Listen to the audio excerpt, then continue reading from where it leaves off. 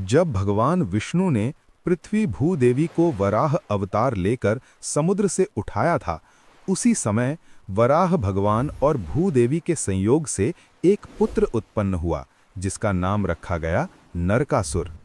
भूदेवी ने वराह भगवान से कहा, प्रभु, ये मेरा पुत्र है, इसे कोई न मार सके, ऐसा वरदान दीजिए।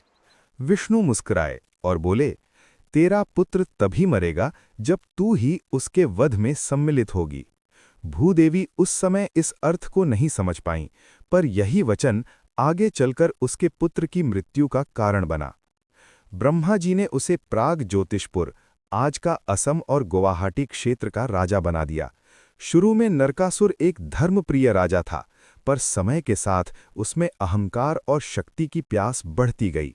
शुक्राचार्य की शरण में जाकर उसने तंत्र मंत्र और मायावी शक्तियां प्राप्त कीं, और फिर उसने आरंभ किया देवताओं, ऋषियों और स्त्रियों पर अत्याचार। उसने स्वर्ग पर आक्रमण किया, इंद्र को हराया और देवी अदिति के कुंडल तक छीन लिए।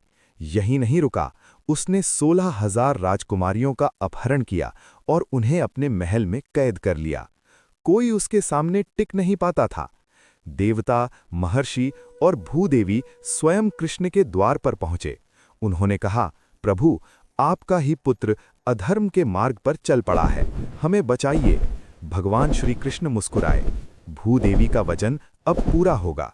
उन्होंने अपनी पत्नी सत्यभामा के साथ गरुड़ पर आरूढ़ होकर युद्ध के लिए प्रस्थान किया। नरकासुर ने अपने चारों ओर मायावी पहाड़, बिजली की दीवारें और दानव सेना खड़ी की थी। कृष्ण ने सुदर्शन चक्र और शारंग धनुष से असुरों का नाश किया, लेकिन जब कृष्ण ने नरकासुर पर वार किया, वो वार वापस पलट गया। तभी सत्यभामा के शरीर में भूदेवी की शक्ति प्रवेश कर गई, क्योंकि वराह ने कहा था, भूदेवी के सहयोग से ही नरकासुर मरेगा।